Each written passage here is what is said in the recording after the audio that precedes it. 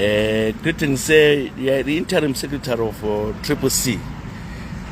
We just saw your letter to ZEC saying the signatures, 3 of them. These signatures are the people who sign when we go for by-elections. Can you tell us the latest on this? Yes, remember that the President, His Excellency, has proclaimed the elections, date of the elections. So in preparation to that, we have assigned people, deployees who are going to sign for the members of parliament. We also want to minimize the double candidates. And the reason why we have deployed these cadres, we know that they are tried and tested. We are not going to have this kind of mischief of double candidates. And mostly, you know that these by-elections were created in Matabeleland, and hence we need people from this region. Why Matabeleland mainly? Why Bulawayo? Bulawayo is the battlefield of the national politics of Zimbabwe. Every political party that wants to entrench itself, or every political party that wants to every formation of a political party is being entrenched in Bulawayo. Bulawayo is now being a city which is second class to Masvingo. People from Masvingo have been deployed to come and represent the people of Matabeleland. So Bulawayo is the center of attraction. It is where things are actually happening. It has got a historical background. So we want to clean the kingdom, the Bulawayo kingdom, so that we have people who are born and bred in Bulawayo representing the Mtwaras. So in other words, you as the interim secretary, you are national? Yes. So did you check other provinces if it's the same thing is happening? The pattern is the same. The pattern is the same. So no recalls from those areas? I'll tell you, in Manicaland, people are complaining that there are people who don't come from Manicaland. There are people who are coming from Masvingo taking these positions. There are people who have been imposed. There are people who were elected, but because they were not closer to the proximity, or they were not closer to the authority, they were displaced, they were elbowed out. So the pattern is the same countrywide. So yes, I can safely say we are visiting and we are assessing the damage that has been caused by this mischief, or by these criminals around the president. Okay, so you are saying there are criminals around the president. Are you blaming Chamisa for all what happened here, or you are blaming your leadership in Bulawayo? President Chamisa has got nothing against President Chamisa. He is the face of this struggle. He is the president of, he was our presidential candidate. He remained the president of this institution. But we have got problem with the people surrounding him. These are the people who are misleading the president, who are removing him from the democratic principles and values. These are the people who don't want internal democracy to exist. These are the people who are against the constitutionalism. These are the people who want anybody who has got a different opinion, different view, to be removed or to be elbowed out, so that they can put their friends, their relatives, their girlfriends. So these are the people that we're targeting, not the president as a person or as an office. So you feel that there was so much unfairness in your primary process of choosing the candidates. Therefore, this is what causing. It's not that this MP, they violated something in your party. Well, it's in 2 different folds. The process itself was flawed. The process took us to the stone age, because we have never had this kind of a process in the current democratization.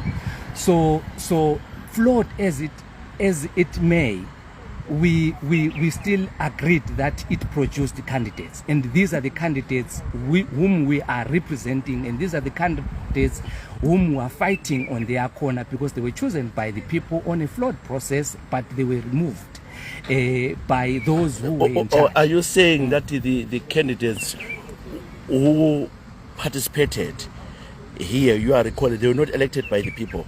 the candidates who we recalled were not elected by the people. I can give you an example.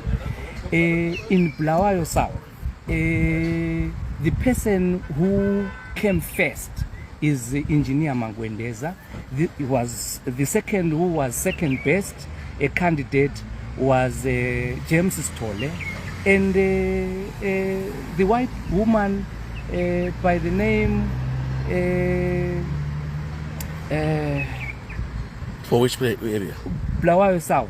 Okay. The current MP was Watson. Watson was a distant third. So we are saying what was Watson came number 3. Came number 3.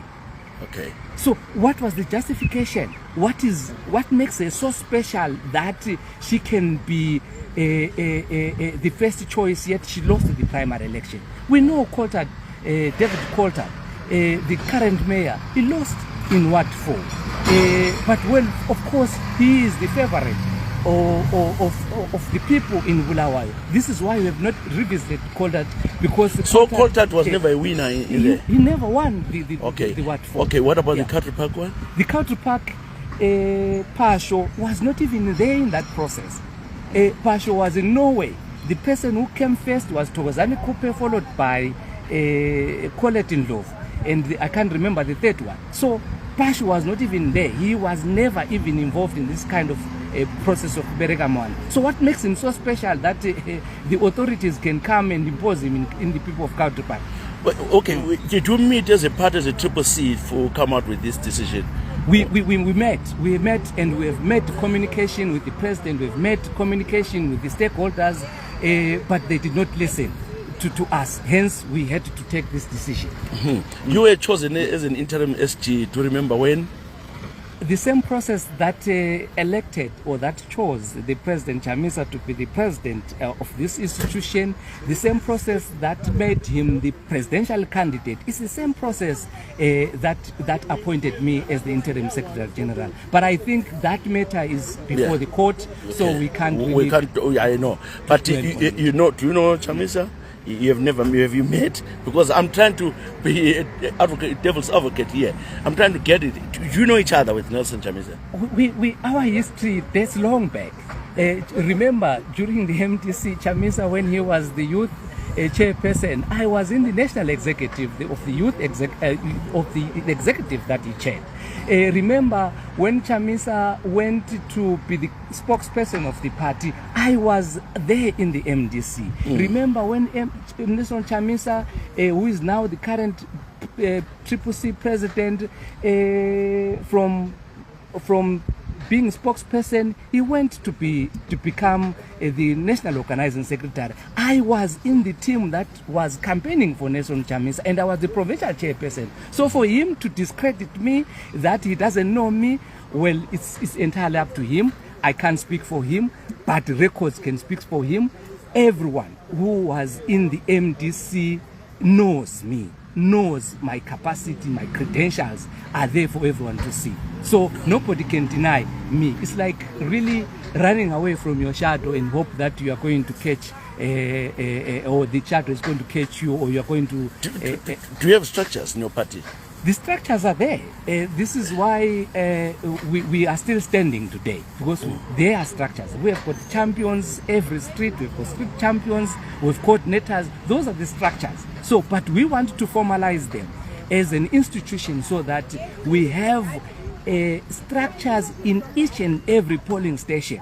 The reason why we lost the election, we did not deploy the polling agents in each and every polling station. We didn't produce the V11s because we were not, our polling stations were not mad, were not covered. So these are the things that we differ. These are the things that we raise. That the election, yes, it might have been stolen by Mnangagwa, by ZANU-PF, but there are things, internal things, that we should have really done better so that election was not going to be stolen. And these are some of the things that even when CCC was formed, we agreed there is a resolution that we're going to form the structures around the polling station so that we learned a lot in 2018 when we lost those elections. We failed to produce the V11s.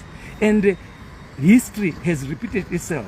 We have failed to produce the V11s again in 2023 because we didn't have the structures around the polling stations. So we can't repeat the same mistake and hope that in 2028 we are going to continue under this path. It is my office that has taken the center stage as a chief administrator, that we shape the party so that we become competitive when it comes for the future elections. Do you have the constitution in your party? Yes, we have the interim constitution. We can't have there's no party that can live from a vacuum. Yeah. Even if what does the constitution say? The CCC question. Does it allow for such recalls? That you have to go through certain hearings, or you can act on anything and recall somebody? I think recalls are prescribed in the national constitution.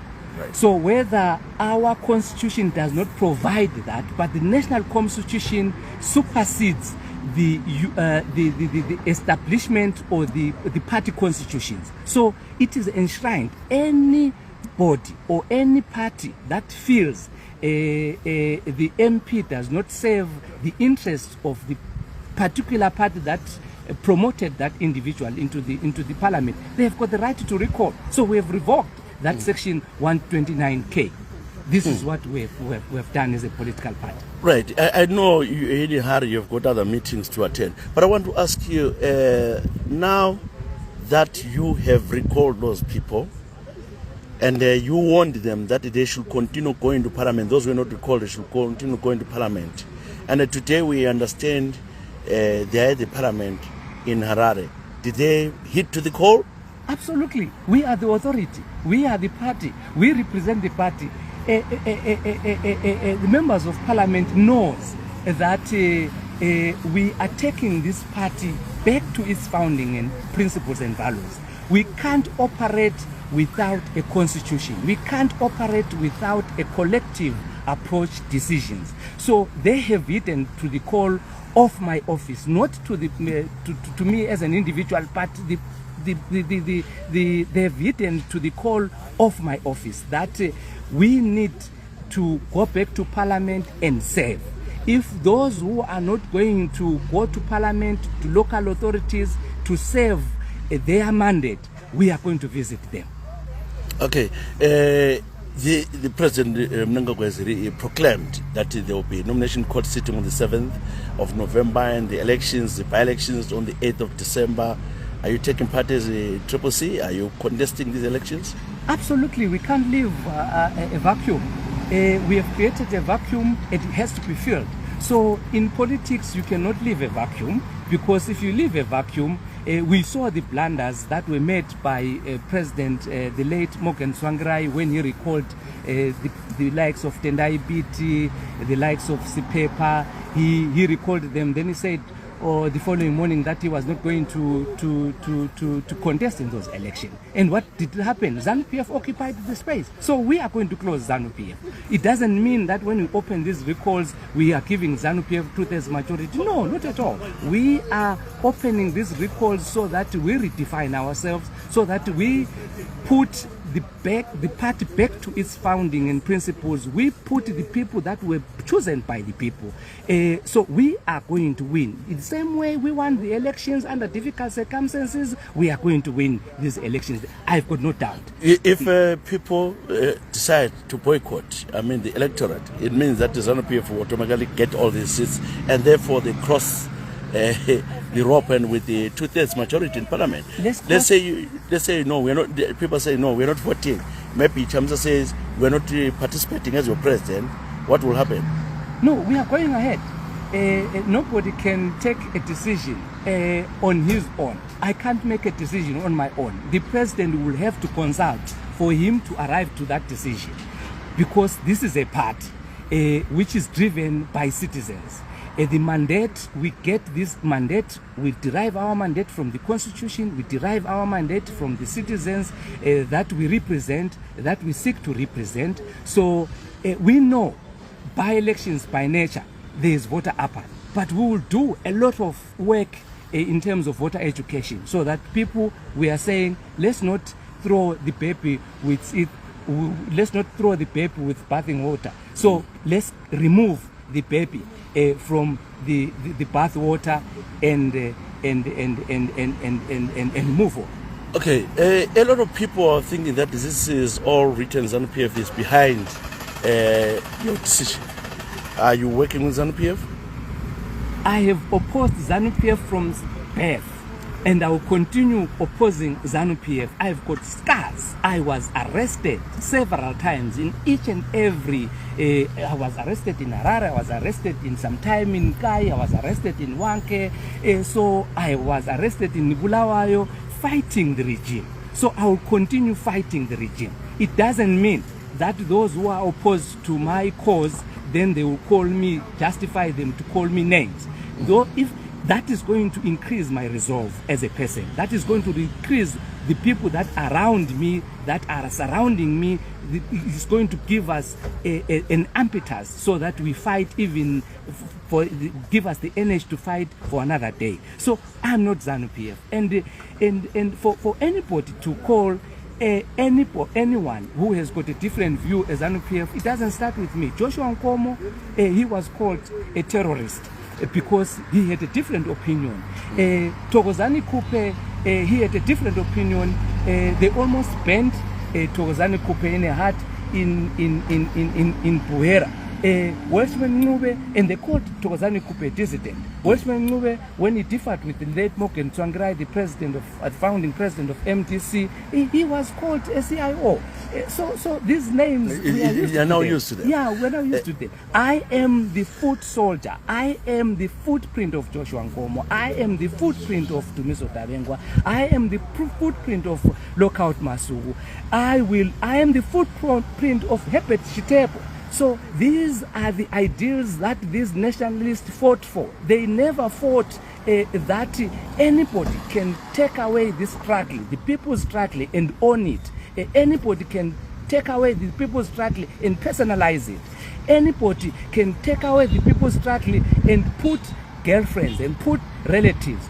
We are saying no to that. We want a collective decision. When our forefathers went to war to liberate this country, they went to war collectively.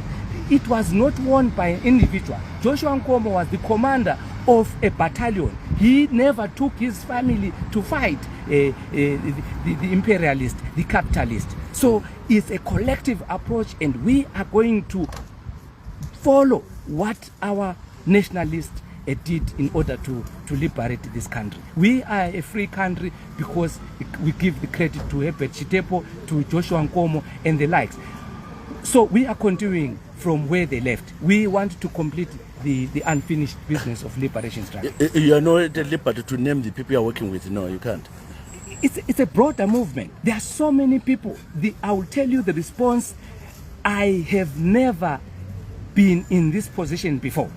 The response is overwhelming. People are saying, when are you going to do more recalls? But we're saying we're managing it. People of Manikaland, people in Maswingo, people in Mashonaland, they are saying, please, what you experienced in Matabeleland, we experienced it here. So can you please come and flush out these criminals? They are here, they are there, they are using our resources. So we are going to visit these provinces. In no time, we will be releasing a presser in that regard. I understand you said you have been threatened. Do you know the people who have threatened you? Have you gone to the police to report?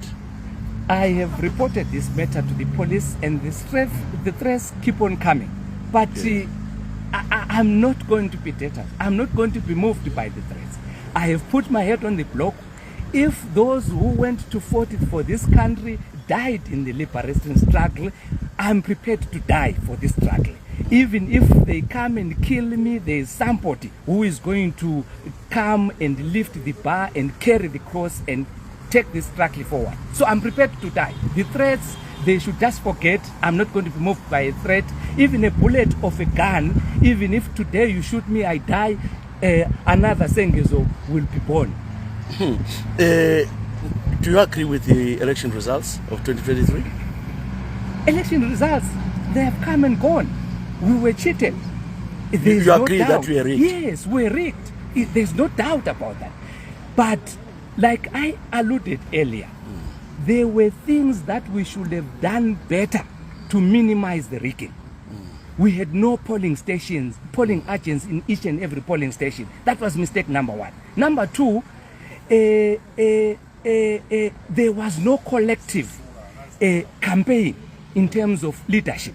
We saw a campaign being centralized. So those were the things that we need to revisit and talk about them. So the elections were rigged, but there were things we could have really done better in order to improve and do better. We could have really maybe won this election if we had not really personalized the struggle. So you are not fighting anyone, but you want to correct the wrongdoings. Yes, we are not fighting anyone. You are not victimizing anyone. I'm not fighting President Nelson Chamisa, but I'm raising these things. We are trying to make him better leader, so that when we go to the next election in 2028, those who are, it's a dream that we are going to have a rerun. It's gone. The SADC position is SADC doesn't have the mandate So you have to prepare for the future. We have to prepare for the future. This is what we need to tell our people, that the election is gone, is done and dusted. We need to pick up the pieces. This is exactly what we are doing, that in 2028, we become a stronger force to challenge the status quo, to challenge Are you calling a Congress anytime soon? Yes, we are. There's I'll be issuing, let's wait for the court, and then we'll issue the roadmap. Because the court is just a formality. Our case is very clear.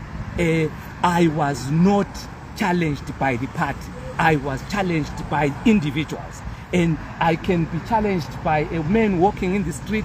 Is not different from a member of parliament who was elected by the citizens. He's the person who is actually challenging me in court. I was appointed in that position procedurally. So nobody, the party was not cited. So I was supposed to be challenged by the party, not the individual. So our case, there's no case before the courts. So it's just a walkover. So the court is going, when is the court? The court is going to be held on the 2nd. In Harare? In Harare. Okay. Yes. So no, anyway, thank you very much for giving me an opportunity to talk to you, because I wanted to understand everything. Now you have made your case, as well as I speak to them as well, and they are saying, denying that they know you, denying that you were ever the interim secretary, denying what they're saying, what you did is used by ZANU-PF is a fast thing, and all sorts of names. Thank you very much. Thank you very much.